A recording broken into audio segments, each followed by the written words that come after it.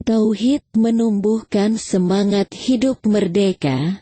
Sebuah pemikiran tauhid Buya Ahmad Rashid Sutan Mansur yang pernah diulas Buya Hamka di majalah Panjimas sekitar tahun 1977. Kajian ini disarikan dari pustaka Buya Hamka. Menarik, jika kita telaah relasi antara tauhid dan kemerdekaan yang dikupas seorang guru yang mendidik Buya Hamka sejak usia remajanya.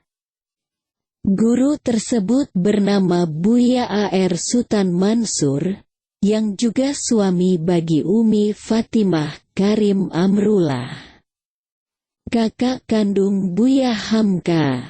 Terkait ini, Buya A.R. Sutan Mansur lewat bukunya Tauhid Membentuk Pribadi Muslim, memberikan ulasan berharga.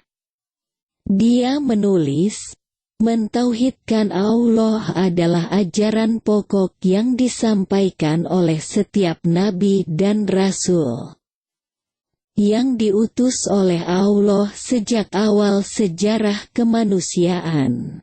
Namun, sejarah kemanusiaan penuh dengan kegagalan-kegagalan manusia dalam menghayati ajaran tauhid ini. Sehingga, setiap kali ajaran yang murni dan eksak ini perlu diperbarui atau dikoreksi oleh rasul-rasul berikutnya, sesudah mengalami beberapa distorsi yang membahayakan nilai-nilai kemanusiaan. Lebih jauh, nilai kemanusiaan yang paling utama ialah kemerdekaan. Kemerdekaanlah satu-satunya nilai yang membedakan manusia dengan makhluk yang lain. Tanpa kemerdekaan, manusia sebenarnya tidak mungkin menjalani hidupnya sebagai manusia. Dengan perkataan lain, tanpa kemerdekaan pada hakikat manusia berhenti jadi manusia, atau tidak lagi berfungsi sebagai manusia. Oleh karena itu, harga diri setiap manusia justru diukur dengan derajat kemerdekaan yang bisa dihayati dan dipertahankan manusia itu. Bagaimana kondisi kita kini, sebagai individu? Benarkah kita telah menjadi manusia merdeka? Sudahkah semua pikiran dan sikap kita semata-mata hanya kita tundukkan kepada Allah saja? Ataukah, sebaliknya, pikiran dan sikap kita masih sering diintervensi, bahkan dijajah oleh anasir-anasir selain Allah? Sudahkah dalam keseharian kita telah benar-benar bebas dari pengaruh berhala diri yang bernama hawa nafsu? Seperti yang telah kita ketahui, salah satu penjajah besar dalam diri dan terhadap manusia adalah hawa nafsunya sendiri. Bahkan, kerap pula hawa nafsu itu dijadikan sebagai Tuhan, sebagai ilah, yang disembah dan dituruti segala macam perintahnya. Padahal Al-Quran telah mengingatkan agar kita sekali-kali tak menuhankan keegoan diri kita, lewat ayat ini. Maka pernahkah kamu melihat orang yang menjadikan hawa nafsunya sebagai Tuhannya dan Allah membiarkan sesat berdasarkan ilmunya dan Allah telah mengunci mati pendengaran dan hatinya dan meletakkan tutupan atas penglihatannya?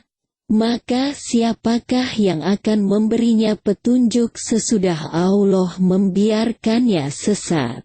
Maka, mengapa kamu tidak mengambil pelajaran?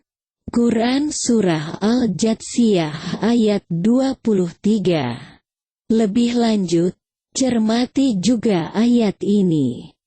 Terangkanlah kepadaku tentang orang yang menjadikan hawa nafsunya sebagai Tuhannya. Maka apakah kamu dapat menjadi pemelihara atasnya? Atau apakah kamu mengira bahwa kebanyakan mereka itu mendengar atau memahami? Mereka itu tidak lain, hanyalah seperti binatang ternak. Bahkan mereka lebih sesat jalannya dari binatang ternak itu. Quran Surah Al-Furqan ayat 43 dan 44. Lalu, sebagai negara, benarkah kita telah merdeka? Jika memang benar-benar merdeka, sudahkah semua kebijakan yang kita ambil telah bebas sepenuhnya dari keterpengaruhan pihak asing? Di bidang ekonomi, misalnya, adakah pengaruh pihak asing dalam sejumlah kebijakan kita? Perhatikan juga di bidang budaya. Pada nilai-nilai budaya yang berkembang di tengah masyarakat, sudah tak adakah jejak keterpengaruhan dari pihak asing yang sekular dan liberal? Selanjutnya, berdasarkan pemahaman tauhid seperti yang telah disampaikan di depan, maka tidak wajar jika ada manusia yang semata-mata tunduk, patuh, dan taat kepada sesama manusia. Bukankah manusia itu berderajat sama? Jika terjadi manusia yang satu tunduk, patuh, dan taat kepada sesama manusia, maka pada hakikat manusia tersebut telah menghambakan dirinya kepada sesama makhluk. Itu berarti, dia tidak lagi menjadi orang yang merdeka. Penghambaan manusia kepada sesuatu selain Allah adalah bentuk keterjajahan dia sebagai manusia.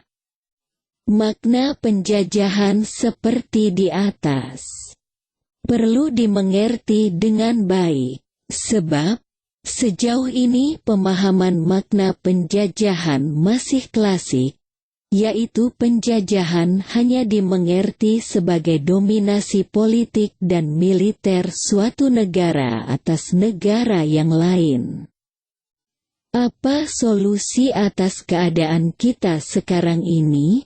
Mulailah dengan menanamkan jiwa merdeka dalam diri manusia. Dalam hubungan ini, bagi umat Islam, jiwa dan pikiran merdeka itu tidak bisa tidak. Harus dibangun dari dasar tauhid. Islam datang untuk memerdekakan manusia dan untuk membawanya ke satu peradaban yang tinggi, yang bermartabat. Islam datang dengan nilai dasar tauhid. Tauhidlah yang secara hakiki bisa membebaskan jiwa dan pikiran manusia dari penjajahan. Dengan tauhid, manusia hanya akan mengakui keagungan dan kedaulatan Allah semata-mata. Dengan dasar tauhid, manusia tidak akan gentar dan tunduk kepada kekuatan lain kecuali hanya kepada Allah.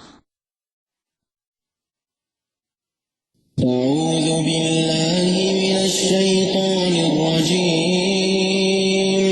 Bismillahirrahmanirrahim. Alhamdulillahi rabbil alamin.